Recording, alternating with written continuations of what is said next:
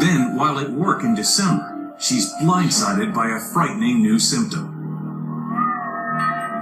I noticed that I got this strange sensation in my ears that was like a loud pitch noise that had just come out of nowhere. Everything started to feel weird. I developed dizziness that was strange. I felt like I was falling to the left, like I was on a boat. We had no idea where this vertigo was coming from or the ringing in our ears. It was very, very upsetting. Teresa returns home, hoping the dizziness and ringing sounds are just temporary. But over the next few weeks, the strange symptoms recur again and again. It was a battle every day just to maintain a normal lifestyle. And there was this screaming in my ears. It made my head a crazy place. I felt completely alone. While Teresa tries her best to get through each day, even simple activities become impossible. We went to my grandmother's house for Christmas, and when we sat down, I felt like I couldn't hear right, and I wasn't balancing right, and I kind of felt like I was in my own world. I was really upset.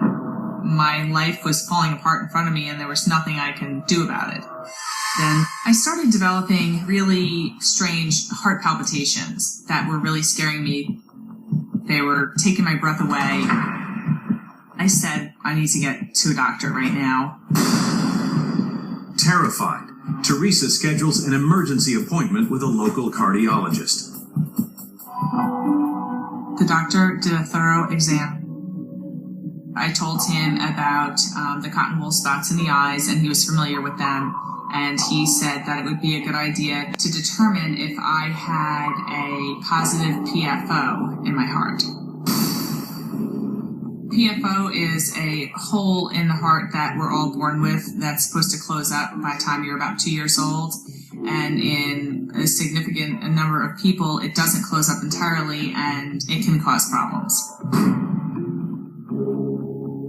I was scared at the thought of possibly having to have heart surgery, but I thought, I'm at the end of the road. I'm going to find what's causing this, and we can fix it.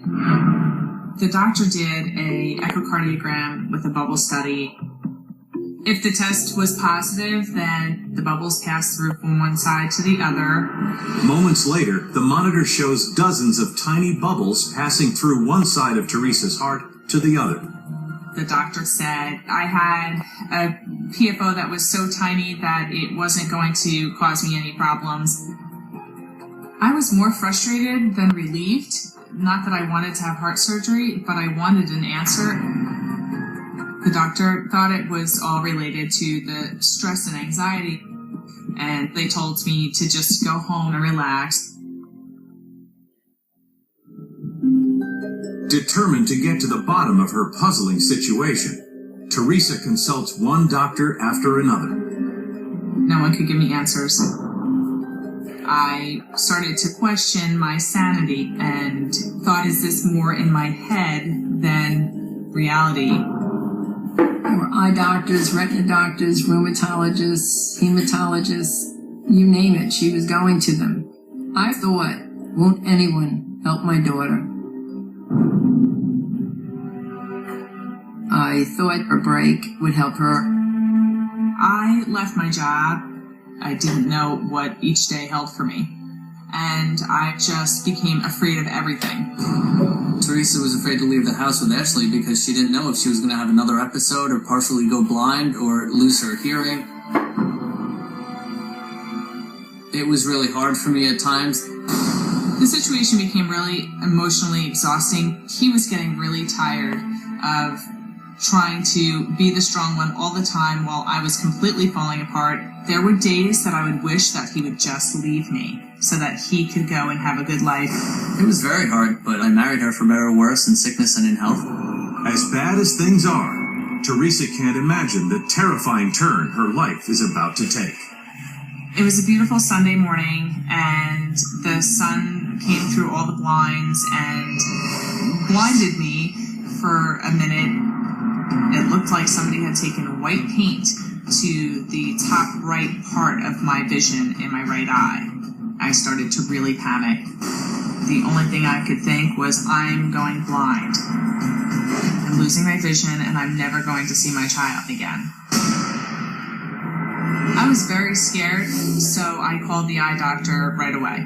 And he said, I would like for you to come in and see Dr. Tiedemann, who's our retina doctor. When I had arrived, my vision had improved, and we sat down and he wanted to know exactly what all of my symptoms were. And as a physician, one of my main goals is to tie together things that may not seem to be related, but often really are. I had been fortunate enough to see other patients who've had this constellation of symptoms. Now, Dr. James Tiedemann thinks he knows what's going on and has referred her to neurologist John Susac to confirm his hunch.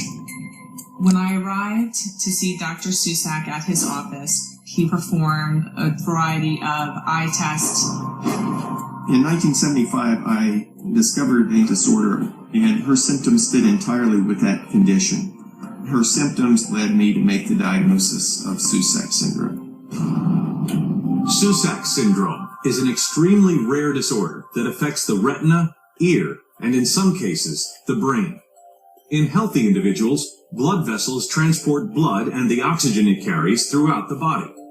But in patients like Teresa, for some unknown reason, the immune system goes haywire. It attacks the walls of the blood vessels, causing inflammation and inhibiting blood flow. When these small blood vessels swell, there is not enough blood that gets to the brain, retina, and inner ear, and they cannot function normally. I was very thankful to hear that there was a name behind what was actually happening to me. While there's no medical explanation for why or when the disease strikes, it's clear that all of Teresa's symptoms stem from the blocked blood vessels, starting with her ocular migraines. Ocular migraine seems to be caused by spasm of blood vessels. When the blood flow is interrupted, it's only a matter of a few seconds before the retina stops functioning. Vision loss is very nearly immediate. And as Teresa's disease progressed, more and more tiny blood vessels in her eyes were affected. Each part of the retina has a blood flow that is uniquely served by just one branch of an artery. And when a tiny branch of the artery is blocked, it's a tiny defect in vision in the area that's served by that blood vessel. Eventually, the blood vessels leading to Teresa's inner ears became constricted too, causing vertigo and ringing sounds. He explained that the fine vessels that bring the blood to my ears would spontaneously close up and cut off the blood flow. Susac syndrome can have a very wide range of severity. It can be very disabling, and it can cause complete hearing loss, profound vision loss, and other symptoms within the brain. But while the doctors are confident that Teresa has a mild form of the disease, she's not out of the woods yet. We ordered an MRI in Teresa because in many of these patients, even though they have the limited form of the disease, they can have abnormalities in the corpus callosum, a certain portion of the brain. Teresa thought that she was going to die. She was afraid that she could be bleeding in her brain. I just dreaded waiting for the results. I was scared that something was going to happen to me and that I wasn't going to be around to raise my daughter. If Teresa had something wrong with her brain from this illness, I thought she would not live very long. And it scared me to death. When Dr. Susac told me that my MRI was normal, it was just a huge relief.